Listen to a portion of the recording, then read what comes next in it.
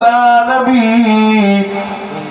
নূর নবী রহমতের নবী দয়া নবী আরাফাতের ময়দানে আল্লাহকে লক্ষ্য রেখে আসমানের দিকে তাকিয়ে বলেছিল, ও রব্বুল আলামিন আল্লাহ, আমি মুহাম্মদুর রাসূলুল্লাহ আরাফাতের ময়দানে খোলা আসমানের নিচে আমি রাসূলুল্লাহ দোয়া চাই, আল্লাহ আপনি আমার উম্মতকে হেফাজত করুন।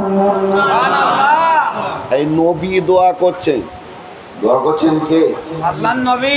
দোয়া বিফলে যাবে কথা বলেন না কেন? না, আরাফাতের ময়দানে রাসূল দোয়া করছেন, দিন দুনিয়ার বাদশা দোয়া করছে, ওখানে অবস্থান করতে হয়। আরাফাতের ময়দানে প্রবেশ করলেন, হাজিরা প্রবেশ করলো, মাসুম হয়ে গেল। বলবেন না আর কোনো প্রমাণ নেই, ওরা মাসুম পৌঁছানোর সাথে সাথে ওদের দোয়া কবুল হয়ে যায়। সেই আরাফাতের ময়দানে রাসূলুল্লাহ বিদায়ী হজের ভাষণ দিতেন। এই হাদিসটা পড়লেন কি, তারাকতু ফীকুম আমরাইন লান তাদিল্লু মা তামাসসাকতুম বিহিমা কিতাবুল্লাহি সুন্নাতু রাসূলি।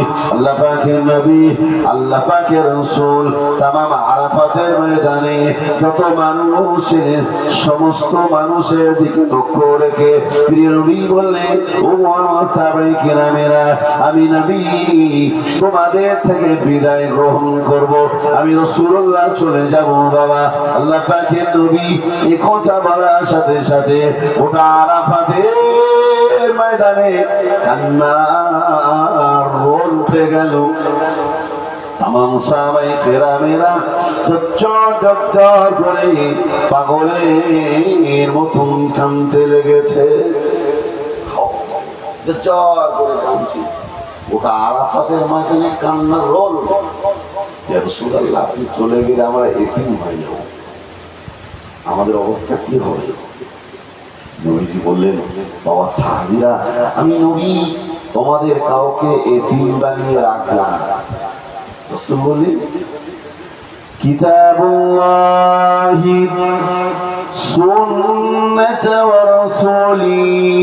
ও আমার সাহাবায়ে কেরামেরা, আমি রাসূলুল্লাহ তোমাদের কাছে দুটো জিনিস রেখে গেলাম। এক নম্বরে আল্লাহ নবী বললেন কিতাবুল্লাহ, আল্লাহ পাক আমি নবীর কাছে যে কিতাব কোরআন শরীফটা নাযিল করলেন, আমি রাসূলুল্লাহ তোমাদের কাছে কোরআনটা আমানত করে দিয়ে গেলাম।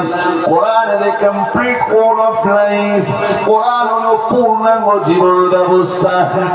কোরআন অনুযায়ী চলবে তোমাদের জীবন ব্যবস্থা, রাজনৈতিক জীবন, কর্মজীবন, ধর্মজীবন, গোটা জীবনটা কোরআনের হুকুম অনুযায়ী পরিচালনা করবে।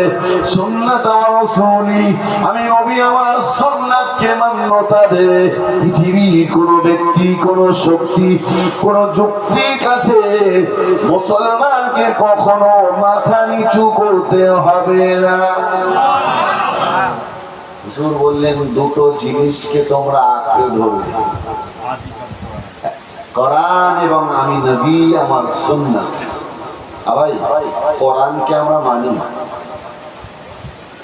বলে